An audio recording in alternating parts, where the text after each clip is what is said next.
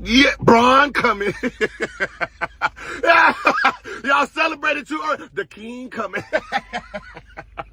And he's bringing all Louis Vuitton luggage, yeah. Not that outlet shit we done had this last go around. Louis Vuitton. That was Gilbert Arenas, super excited, learning that LeBron is putting together a team, making calls. LeBron is making calls like a GM, putting together a super team for next year's Olympics. It seems like LeBron didn't like what he saw.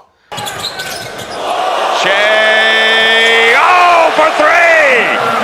Was that an ankle breaker? Oh, that was, Jeff. Look at this. Oh, gosh. I mean, He didn't like seeing Brooks dropping 39. back to Brooks for three. Good! Canada back in front. On Team USA, eliminating them from getting any medals. Team USA didn't even get a bronze. For Team USA, a bronze is unacceptable. But to not even get a medal, that's just crazy. So LeBron has been recruiting, making calls to Draymond, Steph, KD. Booker already mentioned that in a tweet, responding to a tweet by Kuzma, saying that he's willing to do it, showing interest. But later in this video, Gilbert Arenas kind of mentioned that it's almost guaranteed that if LeBron puts this team together, it is a guaranteed gold medal. Like he was mentioning here, he said next year in Paris, LeBron's bringing the Louis Vuitton, not the outlet. He called this team that just played the outlet team, like the low budget, like on sale USA basketball team. Gilbert Arenas saying that next year's team is going to be the official Louis Vuitton team, and that automatically translates into a win. We're going to get into that because I don't feel the same way. I don't agree with Gilbert Arenas, okay, on this. And that's going to be my hot take. I'm going to leave my hot take for the end of this video. I always leave my hot take for the end of this video. But right now, in terms of putting a team together for next year, let's listen to JJ Redick and see who he would like to have on the team. Let's check it out.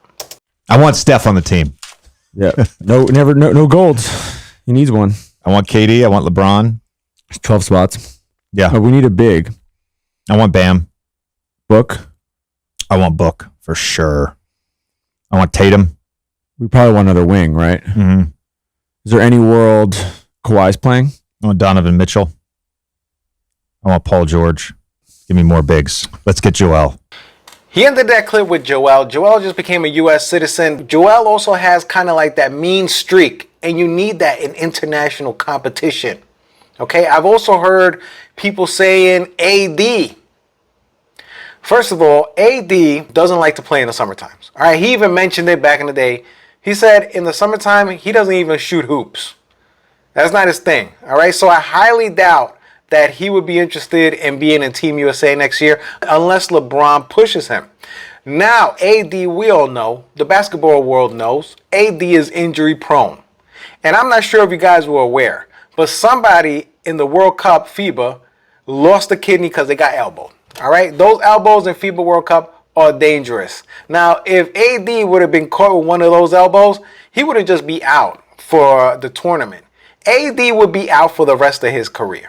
I mean, that's how serious some of this defense is in this international competition. These guys are not used to that. These guys are not used to this aggressive type of defense. They don't play that in the NBA.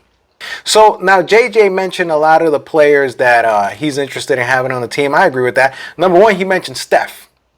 You got to have Steph. I feel like, personally me, I feel like Steph is the key. Back in the day, I remember Kobe talking about Steph, saying that Steph is very unassumingly dangerous.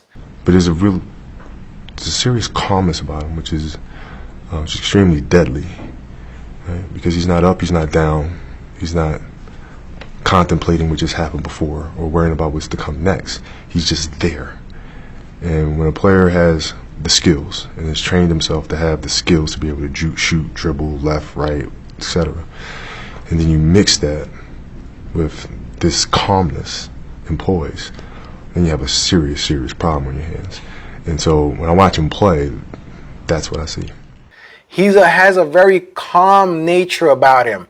And that's something Kobe acknowledged in Steph, that he is so calm under pressure that that's the dangerous type of player that will kill you. And that's exactly what Team USA needs. You need somebody with that Mamba mentality that knows how to win, that knows how to win a championship. All right, and that's something that this previous team was lacking. That if you look at that whole roster that just lost, nobody on that team had won a championship. Now, the rest of the team that he mentioned, I agree with. KD, Booker would be good. Donovan Mitchell, strong player. We need more bigs. Bam would be a big help. Rebounding, they got killed. Team USA got killed on the boards. One player they didn't mention, Jimmy Butler. Jimmy Butler is a type of player you need in international competition. Jimmy Butler has that old school mentality. He's tough. He's not like these soft NBA players that are just flopping all over the place. Jimmy Butler is like the type of guy that you need. Now, moving on, in terms of whether this guarantees a championship, an Olympic gold medal, does it guarantee gold? There's a concern that I have with this team, and Skip Bayless kind of addresses some of the concerns I have. Let's take a listen.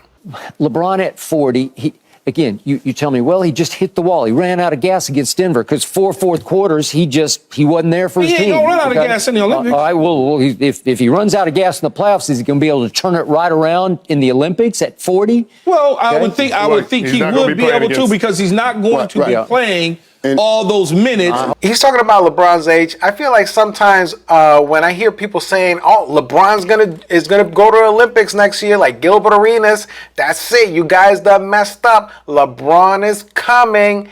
I feel like people forget LeBron is gonna be close to 40 years old. Okay, we're not talking about 30-year-old LeBron going to the Olympics. We talking about close to 40-year-old LeBron with a tendon problem in his foot. Let's not forget that. LeBron has been dealing with a tendon problem in his foot. Now, what happens to older players in the NBA? They can still score.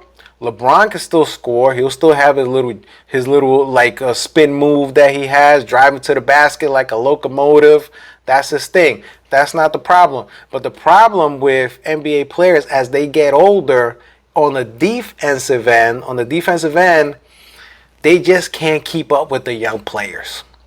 And that was a big problem with this previous Team USA, was the defensive lapses.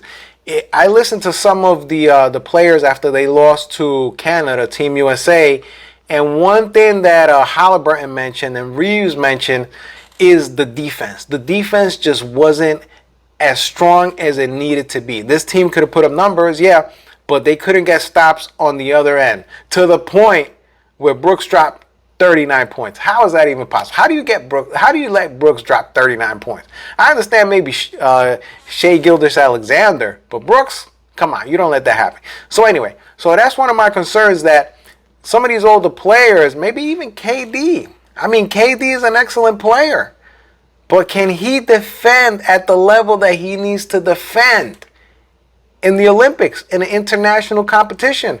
Yeah, all these guys that they mentioned are great and all. They could all score, but defensively, can they get it done? Just a reminder, just because you put a super team together doesn't mean you're going to automatically win a gold medal.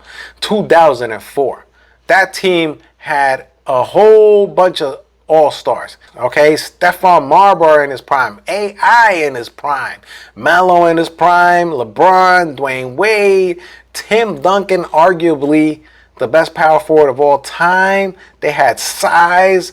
They had Sean Marion. They had Stoudemire. I mean, this was an excellent team, and they just couldn't get it done. And partly because of the defensive end as well. I mean, the first game, they got blown out by Puerto Rico.